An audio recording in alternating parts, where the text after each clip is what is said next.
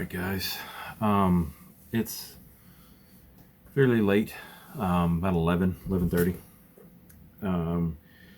Finished The Sound and the Fury by William Faulkner, and wanted to kind of put some thoughts down on this. Me and Una talked about it, and like, as much as I want to get into Faulkner and I want to learn more about his writing and what he was trying to say, I don't know if I should have started here.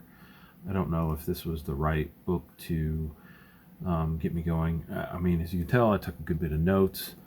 Enjoyed Benji's section. Enjoyed really getting to see what he was doing with that. What an interesting way to tell a story, and to start your story that way. That is just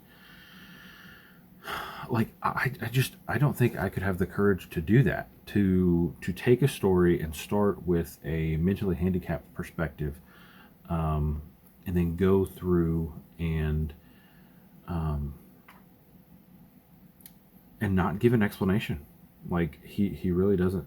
And then you go into Quentin's storyline, and he's a bit neurotic. It's the day he's committing suicide, years earlier in the story, and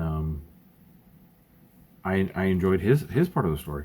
Then we get to Jason, and this is really what my if you're curious about my deeper thoughts on part 1 and 2 with Benji and Quentin, I'll link a video for that.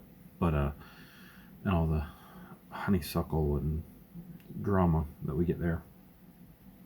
But the part with Jason is really, really, really crazy.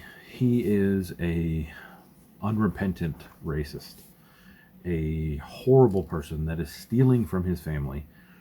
He literally he lives with his mom, and she is taking care of her granddaughter, Quentin, who is named after the brother who committed suicide by Caddy. And so Caddy is sending money to the mom to help pay for Quentin because she's staying there. I'm not sure exactly what all went into that. I know Quentin is an illegitimate child, and so there is some stuff going on about that. But she was originally burning the checks. So he would write fake checks and let the mother burn those, and then he would cash those checks, because we hear that Caddy says, "I know mom's using the money because she's signing for it. The money's getting used." And in one occasion where Quentin has been communicating with her mom, she's like, "Look, mom said she was going to send me some money for whatever, she was going to send me $50. And she's like, "No, Jason." And then Jason was talking to her and said, "No, she only sent you $10. So he's deliberately stealing from his own family. And then he's mad at her for wanting to get out from under his thumb, and she goes and runs off with a guy from a carnival or a show or a traveling caravan or whatever. And so then she runs away, and we learn that in Benji's section. She crawls out a window, climbs down a tree.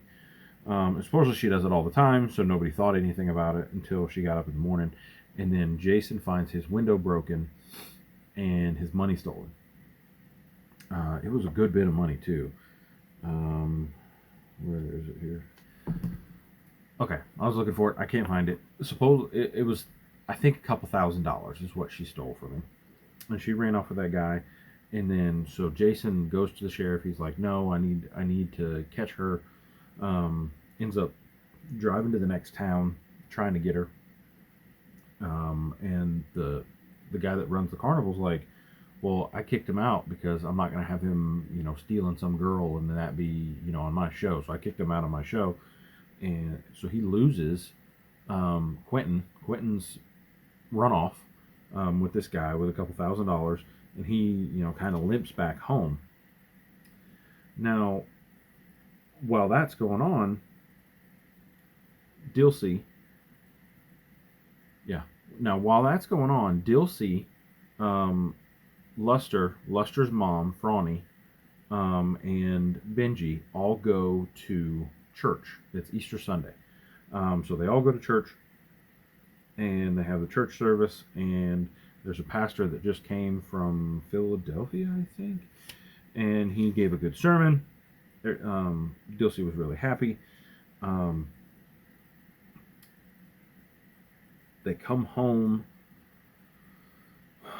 and TP's not showing up. TP is Dilsey's son. I think Luster's uncle. I think that's how the relationship works. And during that time, TP is supposed to drive Benji to the funeral or to the graveyard. And Luster's like, I can do it, no big deal. Okay, so this is the part that really confused me. They approached the square where the Confederate soldier gazed in empty eyes beneath the marble hand in the wind and winter. Luster still another notch in himself and gave the impervious Queenie a cut with the switch, flashing around. There's Mr. Jason in the car, and he spotted some other people there. Let's show them how quality does, Benji. What you say? He looked back. Ben sat, holding a flower in his fist, his gaze empty and untroubled. Luster hit Queenie again and swung her to the left at the monument.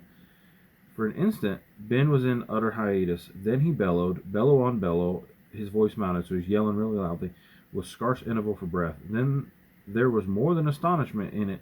It was horror, shock, agony, eyeless, tongueless, just sound, and Luster's eyes back rolling. So Luster's freaking out. He's like, what the heck's going on? Hush, be quiet, be quiet. He broke the switch for the horse and cast it away. Ben was still yelling. Jason ran across the square onto the step of the wagon, hits Luster, and turns Queenie around the horse. He plunged her into a gallop while Ben was still yelling and swung her about to the right of the monument. And then he hit Luster again. He said, don't you know any better than to take him to the left? It's something about this statue. I don't know what it is about the statue. So they went the wrong way around the statue. Ben freaked out. And then Jason's like, I'll kill you if you ever do that again. And then it ends. It literally ends. And it says New York, New York, October 1928.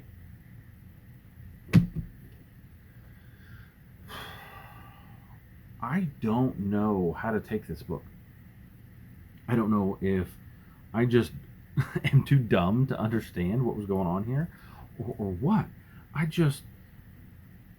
It felt so disjointed, and I was talking with some of the guys on the Vox group, and I didn't realize that Benji was castrated until later. I had a hard time figuring out who was black, who was white.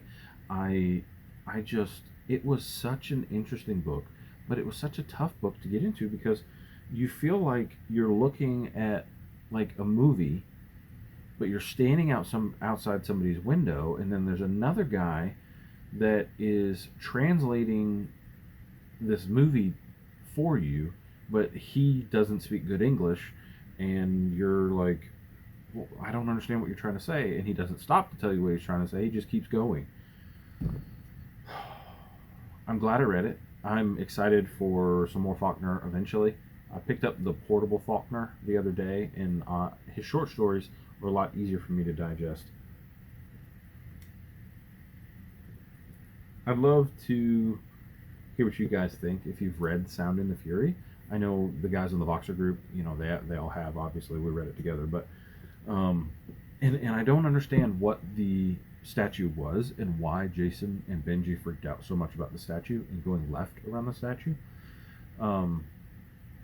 So hopefully we figure that out. Sorry, my computer's doing something. Hopefully we figure that out, and I'm excited to learn more. I'm tired. I'm probably not making any sense, but I'll try to edit this and get it out tomorrow. I'll talk to you guys later.